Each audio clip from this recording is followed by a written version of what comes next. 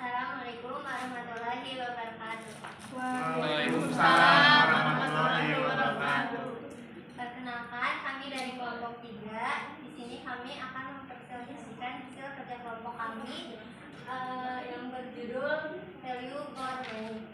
Sebelumnya, perkenalkan, nama saya Cynthia Agustiani. Perkenalkan, nama saya Haifa. Perkenalkan, nama saya Fitri Karina. Perkenalkan, nama saya Dina Masari. Selanjutnya, materi yang pertama akan dijelaskan oleh rekan saya, Fitri. Kepada Fitri dipersilakan. Value for money adalah suatu konsep dalam manajemen keuangan dan pengadaan yang menekankan pentingnya penggunaan sumber daya secara optimal untuk mencapai hasil terbaik yang sebanding atau lebih besar daripada biaya yang dikeluarkan. Jadi, value for money sering digunakan dalam proses evaluasi proyek, belanja pemerintah, maupun investasi perusahaan. Selanjutnya ada rumusan masalah. Yang pertama itu apa yang dimaksud dengan value for money. Yang kedua, apa saja yang termasuk ke dalam karakteristik dari value for money. Yang ketiga, apa saja yang termasuk ke dalam prinsip dari value for money. Yang keempat, apa saja yang termasuk ke dalam standar audit pemeriksaan SAP. Oke, selanjutnya akan dijelaskan oleh Haita. Di sini ada karakteristik dari value for money. Yang pertama itu ada keseimbangan antara harga dan kuantitas. Layanan dengan value for money menawarkan kualitas yang baik atau sesuai dengan kebutuhan dengan harga yang wajar. Yang kedua ada transparansi dan kejujuran. Informasi yang jelas dan jujur dapat membangun kepercayaan dan memastikan pengguna mendapatkan apa yang mereka bayar.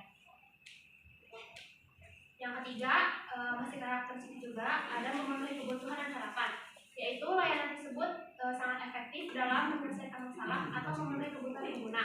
Dan yang terakhir yang keempat yaitu ada efisiensi dan efektivitas.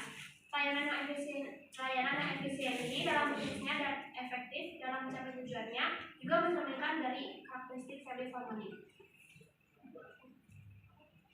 Selanjutnya ada prinsip-prinsip value for money yang akan dijelaskan oleh saya sendiri. Yang pertama itu ada ekonomi, menggunakan anggaran secara bijaksana, menghindari pemborosan, dan memastikan pengeluaran yang efisien. Yang kedua ada efisien, mencapai output atau hasil maksimum dengan menggunakan input atau sumber daya yang paling minimal. Yang ketiga ada efektivitas, yaitu mencapai tujuan dan sasaran yang telah ditetapkan dengan hasil yang tepat. Lalu yang terakhir ada akuntabilitas, menekankan pada tanggung jawab atas penggunaan sumber daya tersebut. Selanjutnya akan dijelaskan oleh Rida. Standar audit pemerintah terbagi menjadi 3 bagian, yaitu standar umum, standar pekerjaan lapangan audit kinerja, dan standar pelaporan audit kinerja. Yang pertama, standar umum. Staf yang ditugasi untuk melaksanakan audit harus secara kolektif memiliki kecakapan profesional yang memadai untuk tugas yang disyaratkan. Dalam semua hal yang berkaitan dengan pekerjaan audit, organisasi atau lembaga audit dan auditor baik pemerintah maupun akuntan publik. Dalam pelaksanaan audit dan penyusunan laporannya, auditor wajib menggunakan kemahiran profesionalnya secara cermat dan seksama. Yang kedua ada standar pekerjaan lapangan audit kinerja. Yang pertama, perencana harus direncanakan secara memadai. Yang kedua, supervisi, staf harus diawasi dengan baik. Yang ketiga, kepatuhan terhadap peraturan perundang-undangan. Apabila hukum, peraturan perundang-undangan, dan persyaratan kepatuhan lainnya merupakan hal yang signifikan bagi tujuan audit. Yang keempat, ada pengendalian manajemen. Auditor harus benar-benar memahami pengendalian manajemen yang relevan dengan audit. Yang terakhir, ada standar pelaporan audit kinerja. Yang pertama, bentuk. Yang kedua, ketepatan waktu. Yang ketiga, isi laporan. Yang keempat, hasil audit. Yang kelima, rekomendasi. Yang keenam, pernyataan standar audit. Dan terakhir, kepatuhan terhadap peraturan perundang-undangan. Oke, mungkin cukup sekian penjelasan dari kelompok kami. Apakah ada yang ingin ditanyakan? Ada. Boleh.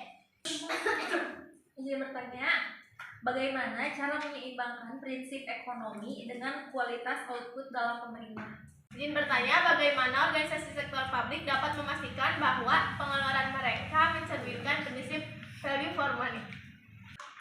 Izin bertanya, mengapa prinsip value for money penting dalam pengelolaan anggaran?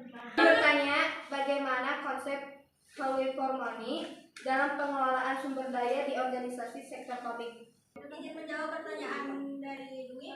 Bagaimana cara menyeimbangkan prinsip ekonomi dengan kualitas output dalam pemerintah?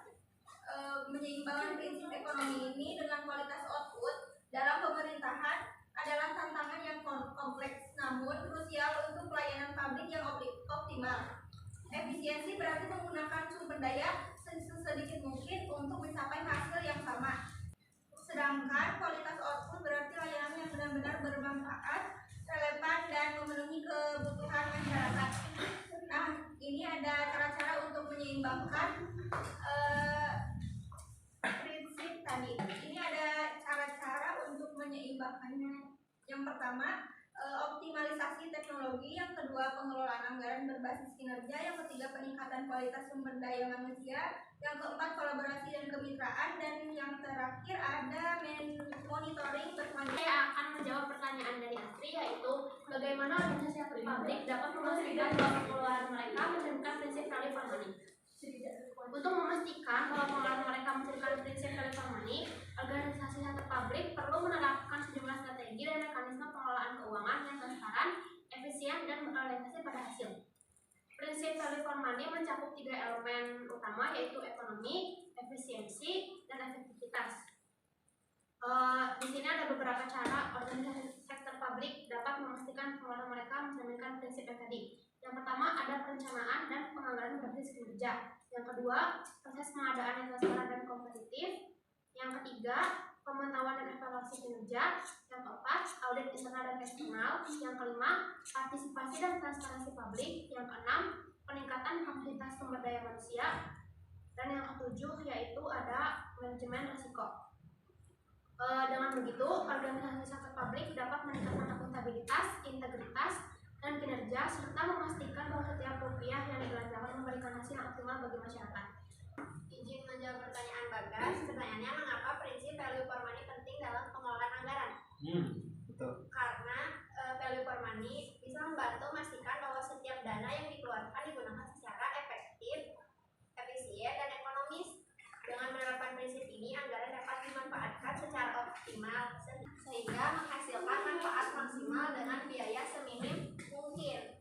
Ini juga mencegah pemborosan dan memastikan transparansi serta akuntabilitas dalam penggunaan dana baik sektor pemerintah, organisasi maupun individu.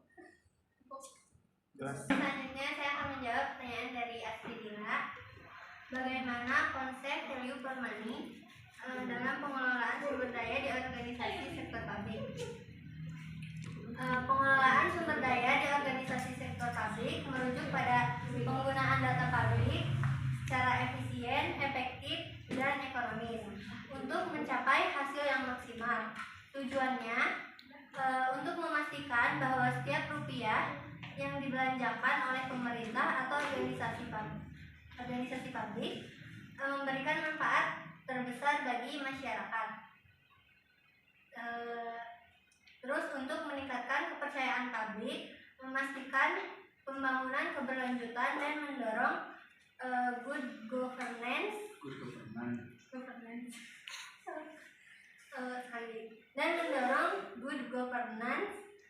dalam pelayanan masyarakat. Jadi kesimpulannya, value for money merupakan prinsip penting dalam manajemen keuangan yang menekankan penggunaan sumber daya secara optimal demi mencapai hasil yang sebanding atau lebih besar dari biaya yang dikeluarkan. Oke, mungkin cukup sekian presentasi dari kami. Mohon maaf apabila ada kesalahan. Wassalamualaikum warahmatullahi wabarakatuh. Waalaikumsalam warahmatullahi wabarakatuh.